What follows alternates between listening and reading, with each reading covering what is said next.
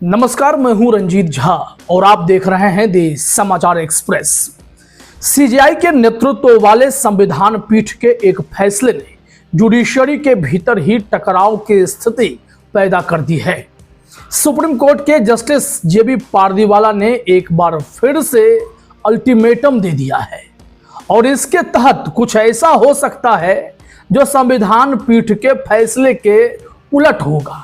यानी कि सीजेआई के फैसले को क्या वो पलटने जा रहे हैं, इस बात की ओर बहस छिड़ पड़ी है।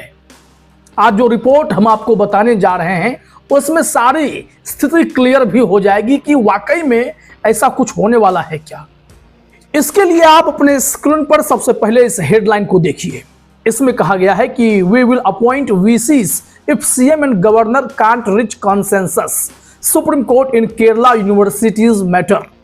इसका मतलब यह है कि सुप्रीम कोर्ट ने क्लियरली वार्निंग दे दी है कि अगर एक सप्ताह के भीतर केरल सरकार और गवर्नर एक सहमति नहीं बना पाते हैं जस्टिस सुधांशु धुलिया की कमेटी की रिपोर्ट के आधार पर वीसी की नियुक्ति को लेकर, तो फिर कोर्ट बाध्य हो जाएगा, वो खुद से वीसी अपॉइंट कर देगा। ऐसे में सवाल यह उठने लगा है, क्या जस्टिस जेबी पारदीवाला और जस्टिस केवी विश्वनाथन संविधान पीठ के फैसले के इतर जा सकते हैं? क्या वो अपनी शक्तियों का प्रयोग राज्यपाल की शक्तियों की समीक्षा के लिए कर सकते हैं? क्या उन्हें कोई ऑर्डर दे सकते हैं निर्देश के अलावा? यहां तो संविधान पीठ ने सुप्रीम कोर्ट को ही सिर्फ निर्देश देने और डांटने का ही अधिकार दे रखा है। ऐसे में इसमें जो फर्क है वो समझना पड़ेगा। लेकिन इसके लिए कोर्टरूम में एग्जैक्टली क्या हुआ, क्या कहा जस्टिस जेबी पारदीवाला ने, वो जरा समझ लीजिए। कोर्टरूम में अटॉर्नी जनरल आर वेंकट रमनी वहां मौजूद थे, राजेंद्र आर्लेकर जो गवर्नर है केरल में उनके लिए, और वहीं सीनियर एडवोकेट जयदीप गुप्ता वो केरला सरकार यानी वहां के सीएम पिनरई विजयन के लिए मौजूद थे। जस्टिस पारदीवाला कहते हैं कि हम इस मैटर को अब मंगलवार को लेंगे। हम उम्मीद कर रहे हैं कि आप लोगों के बीच कुछ डेवलपमेंट्स हुए हैं इस मैटर में किसी निष्कर्ष पर पहुंचने के लिए। अटॉर्नी जनरल कहते हैं कि सिलेक्शन कमेटी ने जो 2 नाम दिए थे उसमें चांसलर ने एक्सेप्ट किया है, लेकिन स्टेट गवर्नमेंट को कोई दिक्कत है। जस्टिस पारदीवाला कहते हैं कि जो कमेटी हमने कॉन्स्टिट्यूट किए थे उसमें उन्होंने 4 नामों का सेट दिया था। अगर मंगलवार तक यह काम कर जाता है तो ठीक है, अच्छी बात है, लेकिन अगर नहीं, if not we will appoint, फिर हम अपॉइंट कर देंगे। अटॉर्नी जनरल कह रहे हैं कि चीफ मिनिस्टर ने कहा है, उनका कहना है कि वो सहमत नहीं हो पा रहे हैं। लेकिन जस्टिस जेबी पारदीवाला कहते हैं कि भाई किसी भी सूरत में आप लोगों को एक नतीजे पर पहुंचना ही होगा, एक राय बनानी होगी।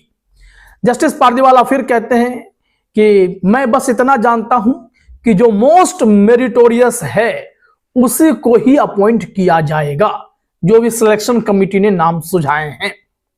अटॉर्नी जनरल फिर कहते हैं कि चांसलर ने सिंपली कहा है कि अगर हर एक लिस्ट से 2 नाम को फिगर आउट करना है तो क्या उन लोगों को अपॉइंट नहीं कर दिया जाना चाहिए? ये अब यहीं से विवाद है। गवर्नर की पसंद यहां पर हावी हो रही है, फिर राज्य सरकार की शक्तियां यहां पर दबाई जा रही हैं। ऐसे विवाद हैं कि राज्य सरकार की इच्छा का सम्मान नहीं हो रहा है, तो यहां फिर क्या होगा? जस्टिस पारदीवाला ने कहा कि छोड़िए, मंगलवार हम अब बृहस्पतिवार को इस केस को लेंगे, टॉप ऑफ द बोर्ड में रहेगा और वहीं सब कुछ तय हो जाएगा कि हमें क्या करना है। लेकिन ऐसे में जो सबसे बड़ा सवाल है, क्या वाकई में ऐसा संभव है? क्या जेबी पारदीवाला इस क्षमता में, संविधान पीठ के फैसले के बाद इस क्षमता में है कि वो यह निर्णय कर दें? समझना पड़ेगा। संविधान पीठ ने प्रेसिडेंशियल रेफरेंस केस में जो फैसला सुनाया था, सीजेआई गवई ने रिटायरमेंट से ठीक पहले निर्णय दिया था, उसे समझिए। यहां उनका क्लियर कहना था कि कोई फिक्स्ड टाइमलाइन या ऑटोमेटिक पास नहीं होगा, जैसा कि अप्रैल में जेबी पारदीवाला ने ही यह क्लियर कर दिया था कि संविधान से परे कोई नहीं है, राष्ट्रपति हो या गवर्नर, उन्हें भी संविधान की सीमा में रहकर काम करना होगा। उनके पास कोई पॉकेट विटो पावर नहीं है और ना ही वो अनिश्चित काल के लिए किसी बिल पर बैठ सकते हैं। इसलिए उन्होंने टाइमलाइन सेट किया था। इसी से भड़क कर मोदी सरकार के इशारे पर राष्ट्रपति ने 14 सवालों की सूची प्रेसिडेंशियल रेफरेंस के तहत सीजेआई बी आर गवई को भेज दी थी और गवई साहब ने लंबी सुनवाई के बाद फैसला पलटा। अब देखिए यहां पर क्या कहा जा रहा है। उन लोगों का जो निर्णय था संविधान पीठ का कि कोई फिक्स्ड टाइमलाइन या ऑटोमेटिक पास नहीं होगा। हां, डांट का निर्देश दे सकता है, कोर्ट डांट सकता है, लेकिन राज्यपाल और राष्ट्रपति के फैसले को जस्टिसेबल यानी न्यायिक समीक्षा योग्य नहीं माना जाएगा। अनुच्छेद 361 की इम्यूनिटी राज्यपाल को बचाती है, लेकिन प्रोलॉन्ग्ड अनएक्सप्लेन्ड इनएक्शन पर समयबद्ध फैसले का लिमिटेड डायरेक्शन दे सकता है। इसलिए यह बाध्यकारी नहीं बल्कि सलाह जैसा माना जाएगा। फिर पॉइंट नंबर 4, कोर्ट खुद डीम्ड एसेंट घोषित नहीं कर सकता क्योंकि यह विधायिक प्रक्रिया में घुसपैठ होगी। संविधान में ऐसा कोई प्रावधान नहीं है, यह संविधान पीठ ने तय किया था। अब आप जानते हैं कि वीसी अपॉइंटमेंट का केस बहस का विषय बन चुका है। अब मसला क्या है, गौर कीजिएगा, बिल में और नियुक्ति में फर्क हो जाता है। अगर वीसी को अपॉइंट कर भी दिया जाता है तो कैसे यह संविधान पीठ का उल्लंघन नहीं भी माना जा सकता है। कोर्ट लंबी इनेक्शन यानी मंथ्स लॉन्ग डिले को रोकने के लिए हस्तक्षेप कर रहा है, जो रेफरेंस के लिमिटेड डायरेक्शन से मैच करता है। अब यहां पर विधायी और कार्यकारी का फर्क समझिए। विधेयक और यहां पर अपॉइंटमेंट्स दोनों दो प्रकार के कार्य हो गए। कहा जा रहा है कि अनुच्छेद 200 और 201 संविधान के कोई प्रावधान हैं जो राज्य विधानसभाओं की स्वायत्ता और संघीय संतुलन से जुड़े हैं। अगर कोर्ट डीम्ड एसेंट कह दे तो यह विधायी शक्तियों लेजिस्लेटिव पावर्स में सीधी घुसपैठ मान ली जाएगी। जैसे बिल को पास घोषित करना, संविधान पीठ ने इसे शक्ति पृथक्करण सेपरेशन ऑफ पावर्स का उल्लंघन माना था। इसलिए जज साहब को ही वहां पर रोक दिया गया कि आप ऐसे ऑर्डर जारी नहीं करेंगे। अब ये तो बात विधेयक की हो गई, यहां मसला विधेयक का है ही नहीं, यहां वीसी अपॉइंटमेंट को लेकर है। अब समझिए, यह जो मामला है ये प्रशासनिक और कार्यकारी है। यह राज्य यूनिवर्सिटी एक्ट जैसे केरल यूनिवर्सिटी एक्ट 1975 के तहत आता है, जो अनुच्छेद 246 राज्य सूची में है।